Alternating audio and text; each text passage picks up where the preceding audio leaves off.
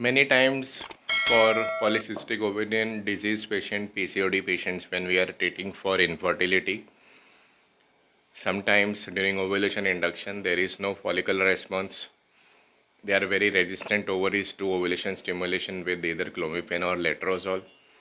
And then we have to resort to a surgical procedure called as LOD, that is laparoscopic ovarian drilling, also called as laparoscopic ovarian diathermy.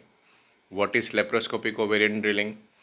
When it is done, how it is done, how successful is laparoscopic ovarian drilling, what are the chances of success of follicle formation after laparoscopic ovarian drilling, and what are the possible complications of laparoscopic ovarian drilling, we'll discuss in this video.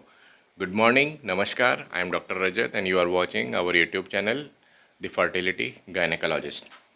So what is laparoscopic ovarian drilling? First of all, let me set a background first before discussing about the laparoscopic ovarian drilling. Polycystic ovarian disease is a disease in which on ovaries there are many follicles. Now these PCOD patients are like two-edged sword during ovulation stimulation. Sometimes even if we give a clomiphene citrate of very low dose for ovulation stimulation of 25 milligram, the follicle response is huge. They sometimes end up in ovarian hyperstimulation. But sometimes even after giving a clomiphene citrate of 100 milligram, 150 milligram or letrozole 2.5 milligram, 5 milligram, there is no response, no follicular formation even after giving 3, 4, 5 cycles.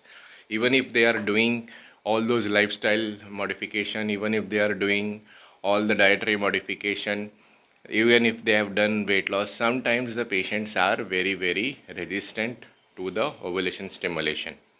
In those cases, we normally resort to a technique called as laparoscopic ovarian drilling. So what is laparoscopic ovarian drilling? As the name suggests, laparoscopy means a keyhole surgery. 2 or 3 1 centimeter holes are capped in the abdomen, one at umbilicus, one at each side of the pelvis, and a camera is inserted on the ovary with a monopolar needle. The holes are kept, the ovary is drilled, and that is called as a laparoscopic ovarian drilling.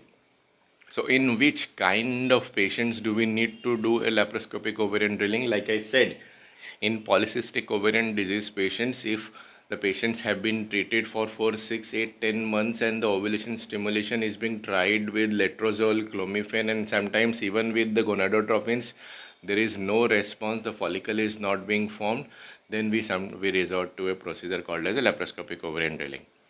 Do we need to do certain kinds of investigation before laparoscopic ovarian drilling? Answer is yes. First of all, if we want laparoscopic ovarian drilling to have some kind of effect, pre-operative AMH and FSH-LH levels are done and post-operative AMH and FSH levels are done. And because of post-operatively the LH level decreases, the AMH level decreases, and that in turn over a period of time enhances the capability of body to start ovulation again, most of the times without drugs, and that is why LOD is effective. So if I were to describe the procedure of laparoscopic ovarian drilling, the rule of 4 is followed. 4 second, 4 punctures and 4 millimeter depth. This is the rule of 4. So if this is the ovary, I'll do 4 punctures on ovary. It is usually done on the anti-mesenteric side so that the post-operative adhesions are not there. It is done only for 4 seconds per puncture and 4 millimeter depth is very important.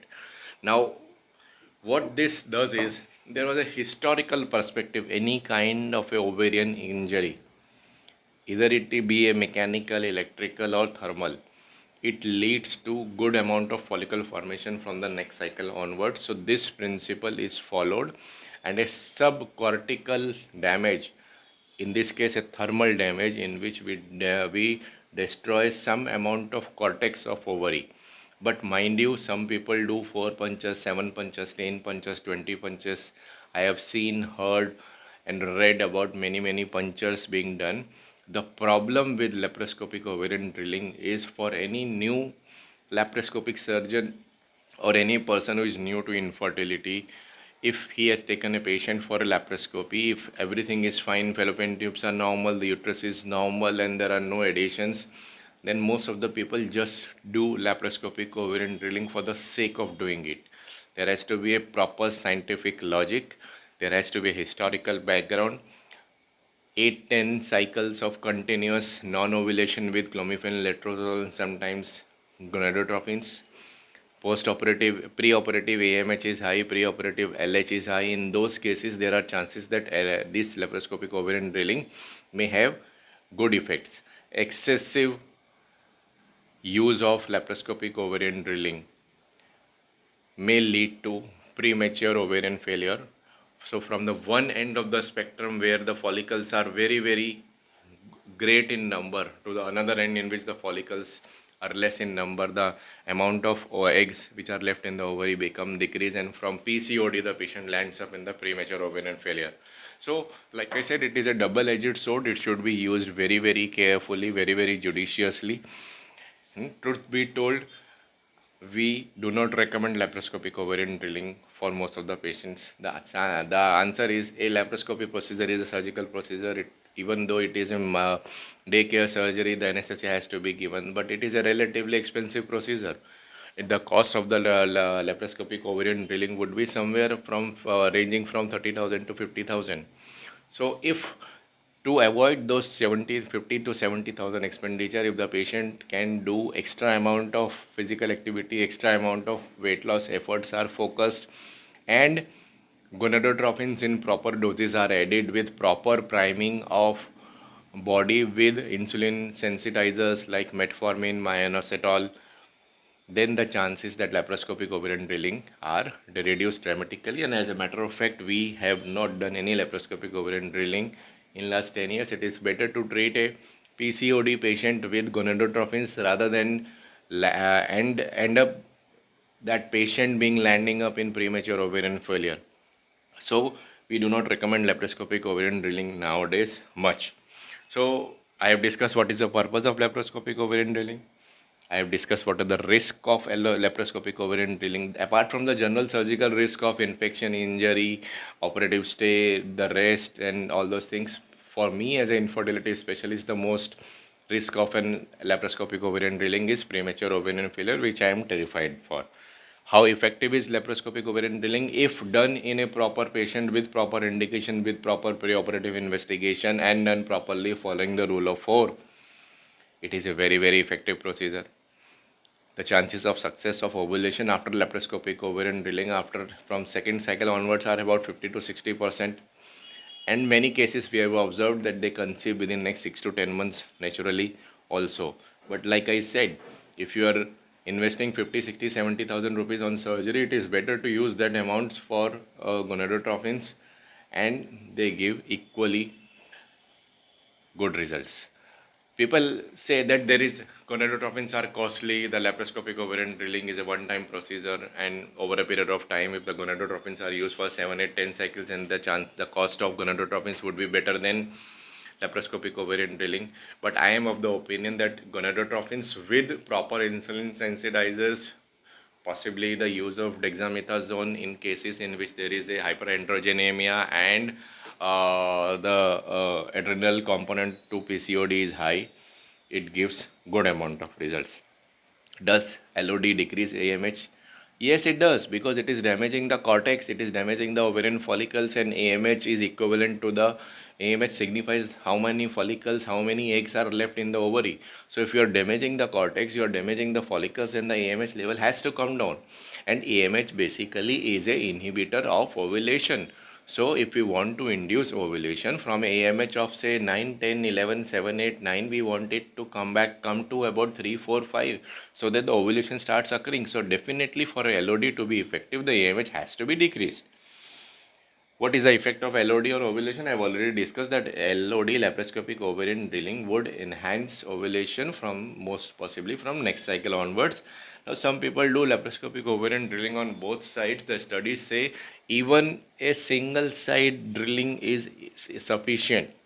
Even single side drilling is sufficient. You can just do drilling on one ovary.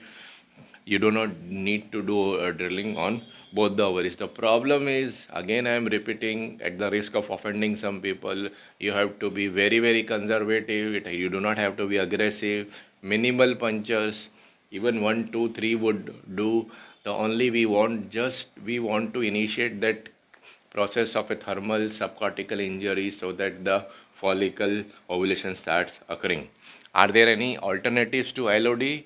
Like I said, I mean, if we use judiciously gonadotropins, they are equally as effective, if not better, than laparoscopic ovarian drilling.